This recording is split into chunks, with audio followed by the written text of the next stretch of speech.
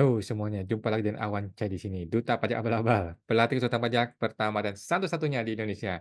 Sekarang kita mau ngebahas mengenai jawaban live IG teman-teman ya, jawaban live IG sebelumnya yang belum terjawab. Jadi kita akan live IG setiap hari Senin jam 8 malam ya. Bagi teman-teman yang belum terjawab, gua jawab sekarang ya, karena kadang-kadang sudah lewat jam 9 nggak terjawab ya. Oke, langsung kita sharing aja, gua sharing dan share sound biar teman-teman bisa dengar juga ya. Jadi ini dia. Oke. Jadi ini adalah live IG tanggal berapa ya? Kemarin kayaknya tanggal tanggal 8 ya. Oke, kita dengarkan ya. Ibu VV 68 ya. Tolong tanya, apakah jika jual mobil pribadi ke PT, nilainya sama dengan nilai di SPT pribadi masih dikenakan pajak penghasilan? Jawabannya tidak, Bu, ya, tidak ya. Kalau kita jual, mobil itu ada untung, baru kena PPh. Kalau kita jualnya tidak untung alias rugi atau sama nilainya, maka tidak usah bayar pajak. Oke, tidak usah bayar pajak. Kalau kita jualnya rugi atau sama nilainya, oke? Thank you, Bu VP. Kemudian ada Bapak Stanley Jonathan, tanya lagi ke Awan, kemarin nonton video YouTube-nya Ko Awan, katanya Brevet tidak terlalu belajar banyak jadi bimbang. Gue bukannya mau menjelekkan Brevet ya, enggak teman-teman ya. Boleh, kalau lu memang orang yang haus dengan pendidikan, haus dengan ilmu, boleh ikut Brevet ya. Cuman, hari-hari gini itu ya, yang namanya informasi itu gratis, yang namanya ilmu itu gratis, ya. Lu tinggal buka YouTube, apapun yang lu mau tanyakan, ada di YouTube teman-teman ya. Pajak.go.id menyediakan layanan yang namanya, apa ya, belajar pajak gitu ya, di pajak.go.id, itu gratis teman-teman, gratis, oke? Dulu ada Judith.mekari ya, itu juga gratis, sekarang sudah berbayar, oke. Jadi, ilmu pendidikan itu sudah gratis, di YouTube ada, di Google ada, lu tinggal ketik, lu mau belajar apa sih? Mau belajar apa? Gratis teman-teman ya. Nah, tetapi kenapa mungkin lu mau ikut Brevet, karena kan lu butuh yang namanya step by step dan, terstruktur, ya kan? Lu mulai dari PPh 21, PPh 22, 23, 25, lu mulai step by step, itulah yang bikin lu perlu step by step, lu perlu Brevet, karena kan ada struktur kurikulum, gitu kan. Nah, cuman gua secara pribadi nggak berpikir terlalu perlu sih menurut gua ya. Lu tinggal beli sebuah buku pajak di Gramedia, selesai. Di situ lengkap teman-teman ya. Lu beli buku buku pajak yang agak tebal gitu ya, di situ lengkap, semuanya pasti ada di situ, oke? Atau lu baca undang-undang PPh, undang-undang KUP, undang-undang PPN, selesai. 3 ini sudah lengkap teman-teman ya. Oke, jadi, gua tidak terlalu mendukung Brevet, tetapi bukan berarti nggak boleh ya, bukan berarti jelek ya. Silakan lu ikut kalau lu memang orang yang haus dengan pendidikan, silakan ya. Cuman secara pribadi gue berpikir yang namanya pendidikan itu sudah gratis, oke? Pendidikan itu sudah gratis, ada di YouTube, di Google, semuanya terbuka gratis. Tinggal lu ketik aja di YouTube, ada. Oke, itu Pak Stanley ya, teman-teman, semoga terbantu. Stanley Jonathan, ada Bapak Haryanto Alpen. Kalau sewa rumah buat dijadikan rumah dinas, bisa dijadikan biaya PT nggak kok Awan? Jawabannya bisa dijadikan biaya PT. Pertanyaannya bukan biaya PT atau nggak biaya PT ya, ini sudah pasti boleh jadi biaya PT. Pertanyaannya adalah, apakah ini natura?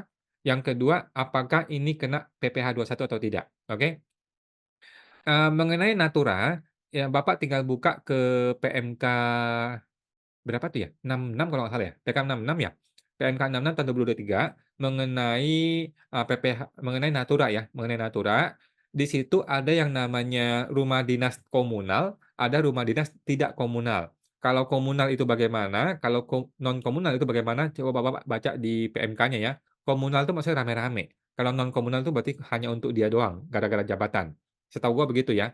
Nah, kalau komunal kalau nggak salah tidak ada batasan. Kalau dia non komunal, ada batasan 2 juta per bulan kalau nggak salah ya. Jadi kalau lu sewanya itu 5 juta per bulan, yang 2 jutanya itu Natura tidak kena pajak, yang 3 jutanya itu Natura yang kena pajak. Kira-kira begitu cara ngitungnya ya Pak Haryanto, mudah-mudahan gua nggak salah ya. Coba cek di PMK 66 kalau nggak salah, di tahun 2023 ya.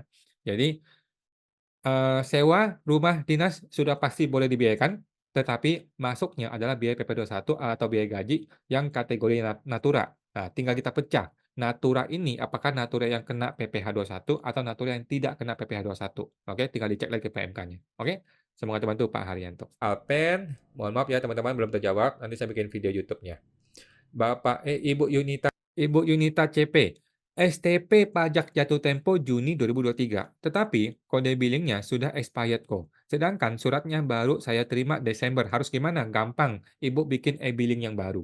Oke, lupakan e-billing yang lama, bikin e-billing yang baru kan boleh ya? Kita boleh bikin terus ya. Bikinlah e-billing yang baru, kemudian Ibu bayar, selesai. Gitu ya. Nah, setelah mengatur itu Bu yang kita CP, kemudian Bapak Riki, malam kok, saya PKP. Saya jual BKP termasuk ongkos angkut. Menggunakan angkutan pihak ketiga yang mau saya tanyakan, ketika terbit faktur pajak, apakah boleh terbit atas BKP-nya saja? Menurut saya sih enggak, Pak, ya. Menurut saya gabungin semua, kenain PPN semua. Oke, itu satu. Bapak ketika bayar ongkos angkut kepada pihak ketiga, contohnya JNE, Tiki, dan lain-lain, minta mereka terbitkan faktur pajak. Itu bisa menjadi faktur pajak masukan bagi Bapak. Itu ya, Pak, ya. Jadi Bapak terbitkan faktur pajak, sedangkan Bapak juga bisa menerima kok faktur pajak masukan dari para vendor-vendor, angkutan itu. Jadi clear, jadi nggak usah bingung, nggak usah ribut dengan AR. Nah, kalau Bapak tetap mau memaksakan tidak kena, PPN hanya atas ongkos angkutnya, boleh. Berarti Bapak pisahkan ya, ongkos angkut itu menjadi, semacam reimbursement, itu boleh. Tetapi ribut sama AR, itu sih Pak. Jadi silakan dipilih, mau lebih gampang adalah tetap buka PPN, nanti bisa terima faktur pajak dari si vendor. Cara kedua adalah dipisahkan, tetapi mesti siap berargumen dengan si AR nanti ya. Semoga terbantu Pak Riki. Riki Yoit, kemudian Bapak 1687, Ibu 16 makasih sama-sama. Sama-sama, terima kasih. Kemudian Bapak Ferry Berti, apa keuntungan kalau sudah buat surat waris atau wasiat sebelum orang tua meninggal? Keuntungannya adalah pertama secara hukumnya nanti kuat, yang kedua adalah secara pajak kan jadi dokumen yang membantu nanti Pak, gitu kan. Jangan sampai orang sudah meninggal, harta di mana-mana, anak-anaknya ribut. Itu sudah sering terjadi ya. Sudah sering terjadi, sudah menjadi tontonan umum ya, tiap tahun ada aja orang begitu kan. Nah, jadi pertama menguatkan secara hukum, kita sebelum meninggal sudah memastikan ini barang sudah dibagi-bagi gitu kan. Yang kedua, bagi si pajak terbantu juga. Orang pajak ketika menerima SPT anak-anaknya nih, oh dia terima warisan, oh ada surat hibah, ada surat warisan, oke lah kita terima gitu kan. Kalau nggak ada surat warisan, nanti kan orang pajak akan bertanya, dasarnya apa lu mengaku ini warisan? Nah, nanti kan jadi ribut gitu ya. Jadi lebih baik dibikin sebelum orang meninggal. Semoga terbantu Pak Ferry. Pak Ferry Berti, oke. Bapak Bapak Haryanto Alpen, Ko Awan, kenapa tidak live TikTok? Dapat attention-nya pasti lebih banyak Ko Awan. Saya masih bingung live TikTok nih ya. Saya belum pernah coba dan pengen nyoba sih, pengen coba, cuman belum ada waktu ya, belum ada waktu. Kita sempat mau setting di hari Selasa gitu, cuman gue juga sibuk ya, jadi belum sempat Pak. Mau sih, cuman belum sempat aja. Oke, thank you Pak Haryanto. Pak Haryanto Alpen, kemudian Ibu Melisa Isabella, mohon pencerahan kok. Saya masih newbie. Untuk cicilan PPh 25 Januari, apakah masih sama dengan cicilan tahun 2023? Sama Bu ya. Apakah nominalnya sama PPh 25 wajib bayar full 12 bulan? Jadi untuk Januari 2024, Ibu tetap harus bayar PPh 25-nya sama dengan yang bulan Desember kemarin, sampai Ibu bikin SPT tahunan, oke? Begitu Ibu bikin SPT tahunan, muncul angka yang baru, ya kan? Angka yang baru inilah yang Ibu bayar untuk PPh 25 bulan berikutnya. Gitu, Bu, ya. Jadi, semakin cepat Ibu bikin SPT tahunan, akan semakin cepat muncul angka yang baru, sehingga untuk pembayaran berikutnya Ibu bayar pakai angka yang baru. Gitu, Bu, ya. Nah, jadi untuk masa Januari, kalau SPT tahunan belum dibikin, maka masih ngikutin angka yang bulan sebelumnya. Gitu seterusnya sampai bulan Februari, Maret, April, sampai Ibu bikin SPT tahunan. Oke? Semoga teman-teman Bu Melisa. Melisa Isabella, kemudian Ibu Dewi sih, kok PT beli mobil 700 juta dipakai direktur. Apakah masuk natura harga mobil tersebut?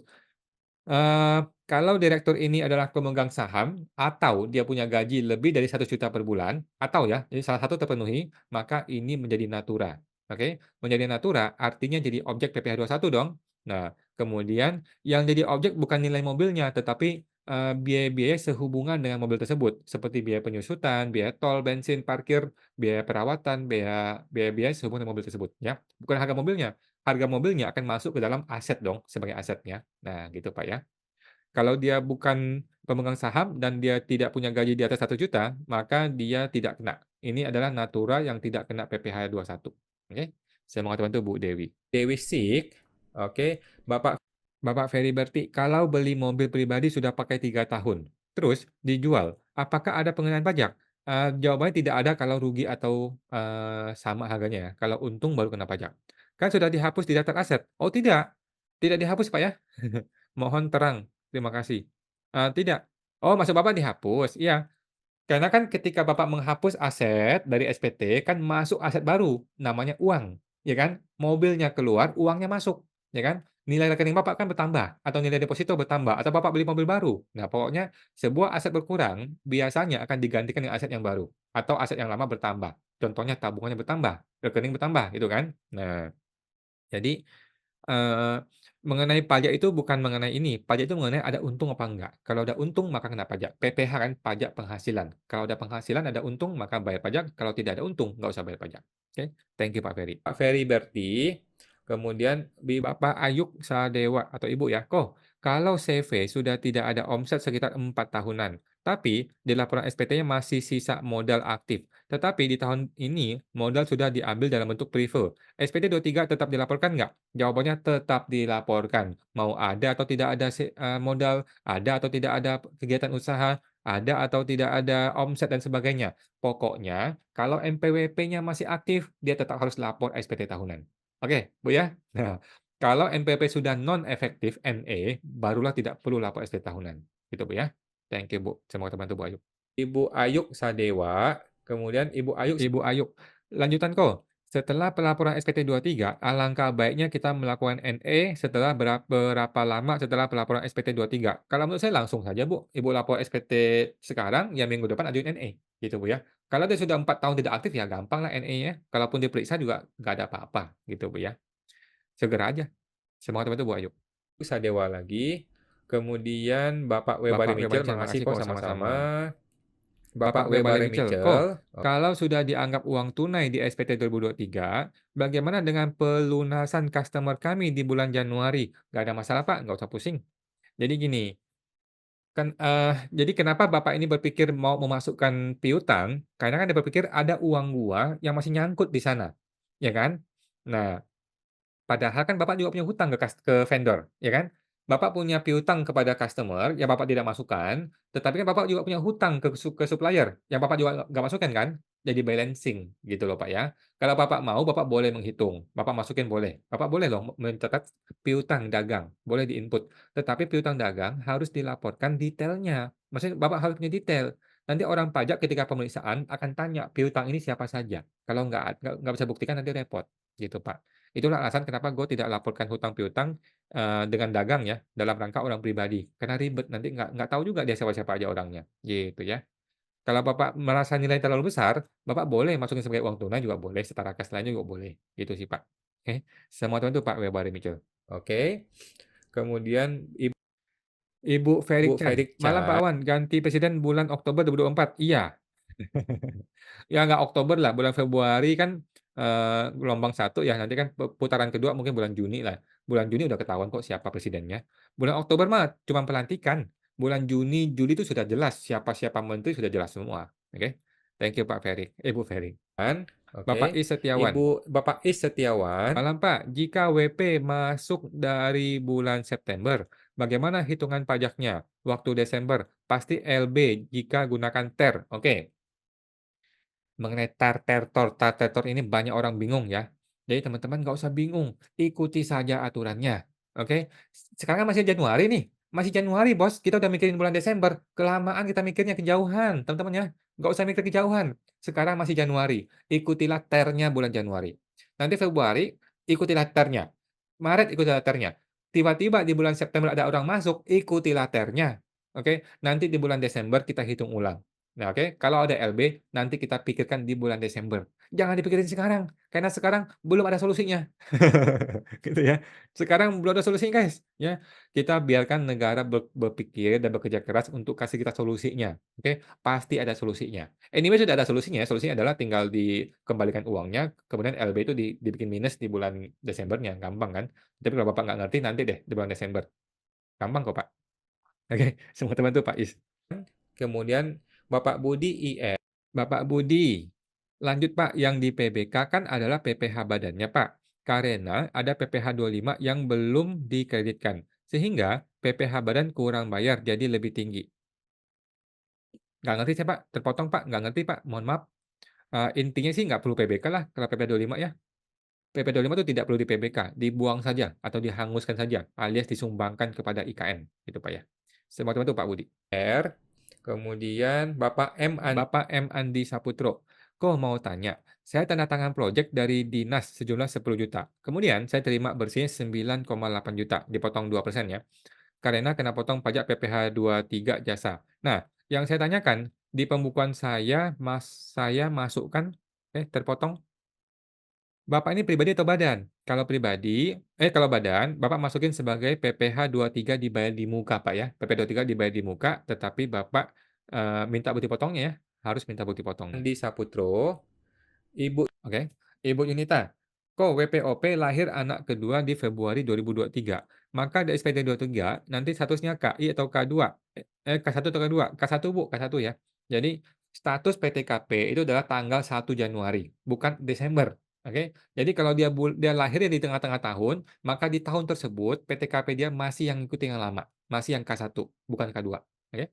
Semangat bantu Bu Yunita. Yunita CP, kemudian Bapak M. Bapak Andi Saputro. Kok saya PTP tanda tangan proyek 10 juta, oh PTP ya, kemudian saya terima 9,8. Karena potong PP23 itu gimana kok? Gampang ya, Bapak tinggal jurnal, debitnya itu adalah 9,8 juta, ya kan? Debit ada bank 9,8 juta. Kemudian debit lagi yang namanya PPh 23 dibayar di muka, senilai 200.000, kemudian kreditnya adalah, piutang kan, pelunasan piutang ya. Debitnya bank 9,8, debit lagi PPh 23 dibayar di muka 200.000, kreditnya adalah piutang 10 juta. Oke, beres Pak. Nanti PP23 ini bisa Bapak kreditkan di SPT tahunan nanti. Oke.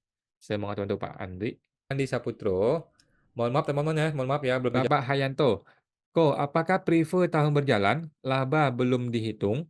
Sudah boleh ditarik? Tidak bisa, Pak. Laba harus sudah dihitung dahulu. Sudah ada muncul laba ditahan, baru boleh diambil prefer. Oke? Nah, solusi gimana? Solusi adalah tiap bulan Bapak bikin laporan keuangan. Beres, ya kan? Tiap bulan bikin laporan keuangan, muncul laba ditahan, Bapak tarik. Gitu ya. Tidak harus nunggu akhir tahun, kayak gitu. Tetapi kalau belum dibikin pembukuan, tiba-tiba mau narik uang, ya dasarnya apa? Kan kita belum tahu berapa laba ditahannya, gitu Pak. Semoga itu Pak Hayanto. jawab ya. Bapak Hayanto 33. Saya tampung dulu ya, nanti di video berikutnya. Ibu Ibu Siene, Siana makasih Siene, sama-sama. makasih sama-sama. Ibu Bapak Wantis, Ibu Wantis, Pak Awan, PP 21 masa Januari sampai Desember 2024 ini kan entar setorannya sama terus ya, Desember baru berubah. Tidak Bu, tidak. Tetap bisa berubah-ubah tiap bulan disesuaikan dengan tabel TER-nya.